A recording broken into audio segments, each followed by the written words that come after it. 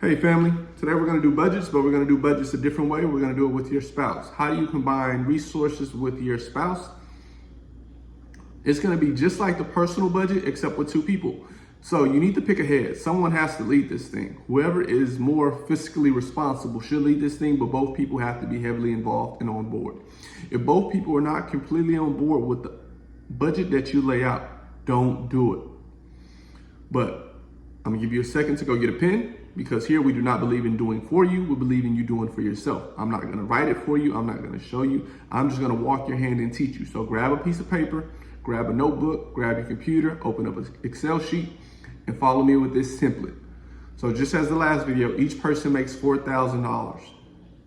You're gonna write utilities and food. Those are the only two bills that will split. I don't know the ratio. Is it 50-50? Is it 60-40? Is it 70-30? But those bills will be split. Everything else will be personal bills for each person to deal with. In the event, and we do this because in the event that you don't get married and this thing doesn't work, no one is behind in life. It's not fair for you to carry the weight for a person who you're no longer with. And it's not fair for that person to carry the weight for you to no longer with you. So we're gonna merge them, but only to some degree. At this point, everyone follows their personal budget and split the rent and the food. At that point, you all know each other's finances and you should have a keen understanding of what's coming in and what's going out. At this point, each person needs to decide their investing goal. You need to decide as a family, and then you need to decide who contributes what, but you don't put it in the same account. Each person should open their own brokerage account and put X amount of dollars. Only time those accounts are combined is when marriage takes place. They should not be combined. You should go over it every month. Both of you should be able to look at each other to hold each other accountable and make sure each other are doing it.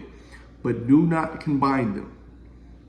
So now that we got that out the way, I'm gonna give you the exact numbers of a template as if I were merging with my girlfriend and we were living in the same house.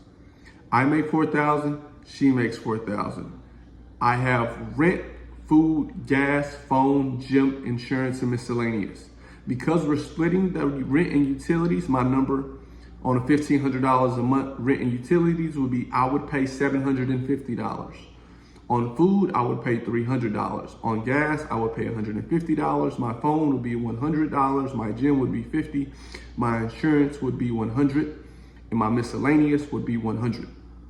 Ultimately bringing me to about $1,550 per month. Then I add my travel, which is $400 a month, and my entertainment, which is $300 a month, bringing me to about $2,250.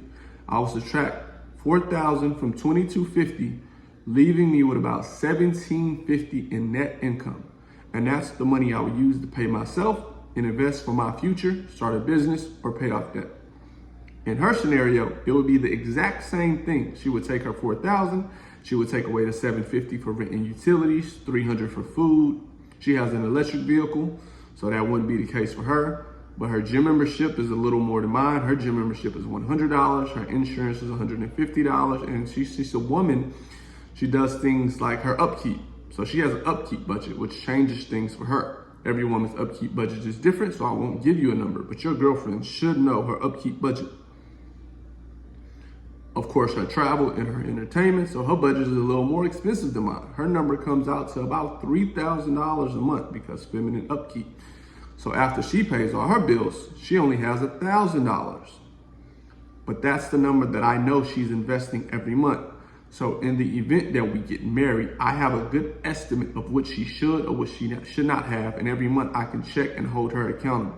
She's gonna hold me accountable to invest my $1,750. I'm gonna hold her accountable to invest her $1,000.